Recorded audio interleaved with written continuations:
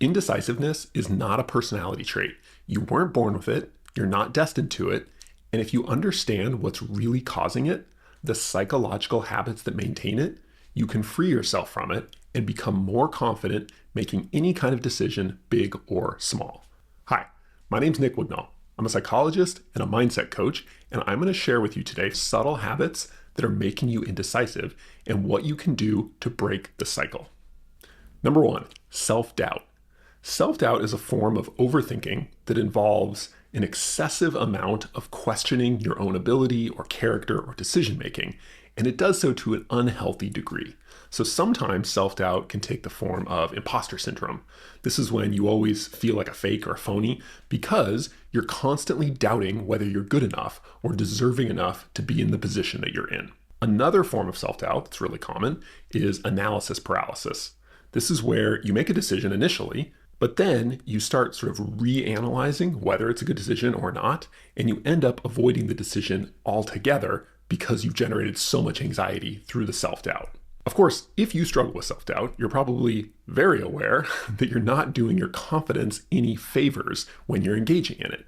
This is because when you doubt yourself, you're teaching your brain that you're not very trustworthy with decisions. Consequently, you increasingly feel afraid and inadequate in the face of future decisions. This is a vicious cycle. Self-doubt leads to low confidence, which leads to more self-doubt, and this cycle is at the heart of most people's struggle with indecisiveness. So, how do you break the cycle? There are a lot of different approaches to self-doubt, but they all depend on one key insight that most of us miss or just don't even stop to think about.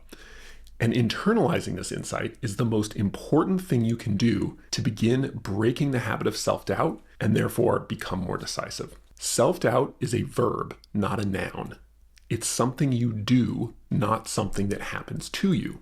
Now, we like to believe that self-doubt is some mysterious psychological force that acts on us, because if that's the case, we don't have to be responsible for it or its effects. On the other hand, when you accept that self-doubt is a verb, something you're doing, you're also accepting responsibility for it, which is uncomfortable in the short term. But a prerequisite for breaking any bad habit, self-doubt included, is embracing the fact that you have agency and that however difficult, you can make the choice to not go down the path of doubting yourself. And instead, in that moment, you can choose to put your thoughts and attention elsewhere. Is it hard? Hell yeah, it's hard. Extremely hard in some cases, but it is possible. The key, like a lot of things, is to start really small. So here's what I always recommend.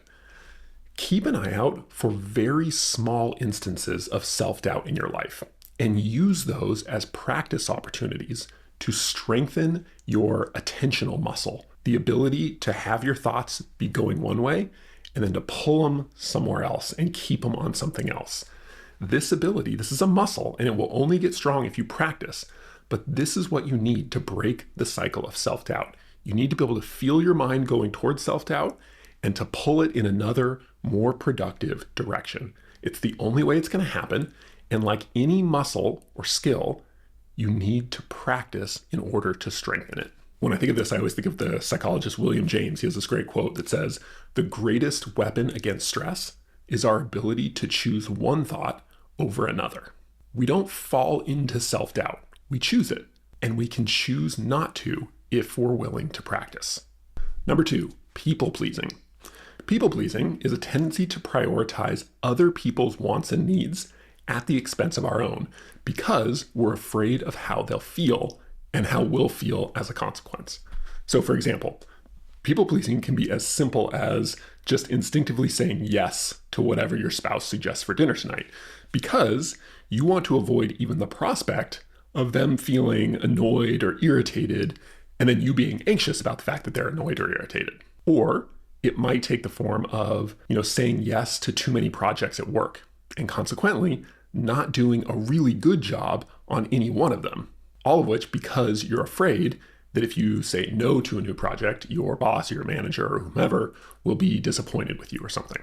It might even be as big as saying yes to something like a marriage proposal or avoiding breaking up with someone because you're worried that they will, be devastated, if you say no.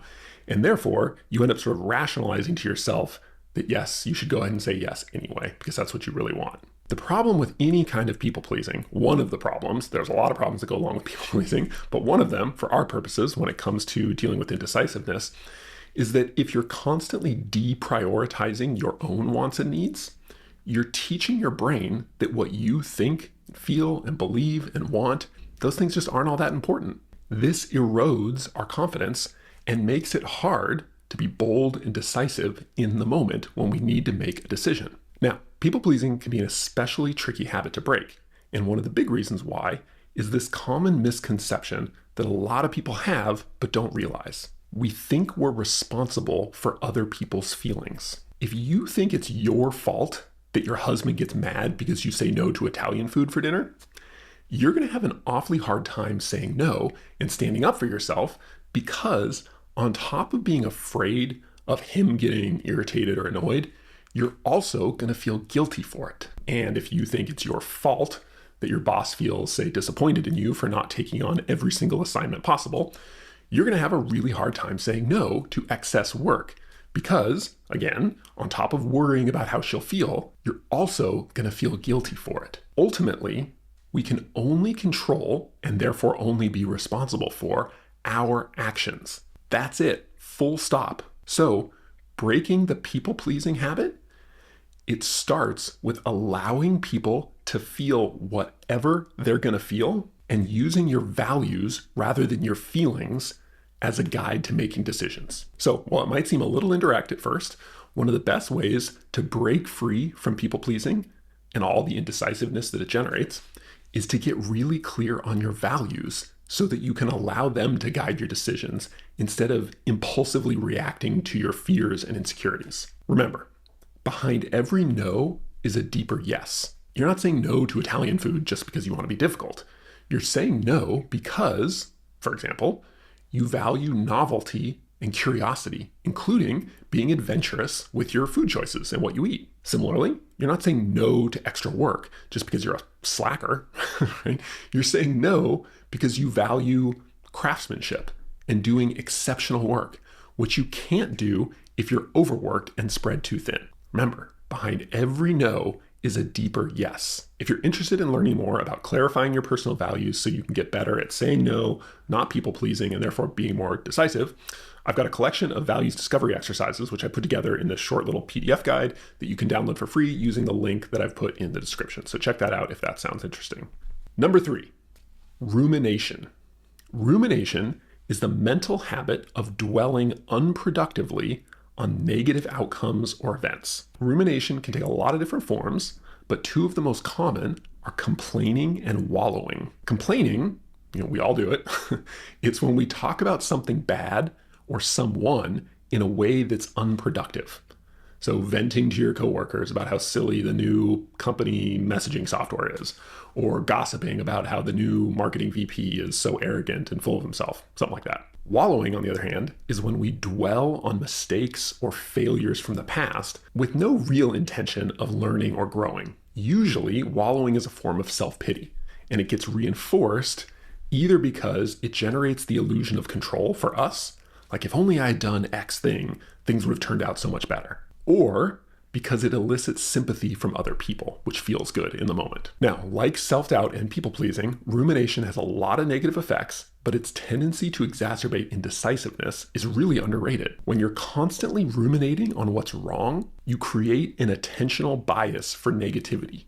You become increasingly drawn toward negative things, and you have a harder time noticing and appreciating positive things. One really serious implication of this is that when you're faced with a decision, you're much more likely now to overemphasize the potential negatives and costs, and at the same time, discount the benefits or the positives, which then throws you into indecisiveness. A pretty simple way to get started breaking this habit of rumination, and it's kind of fun too, is to personify and give a name and personality to the tendency to ruminate.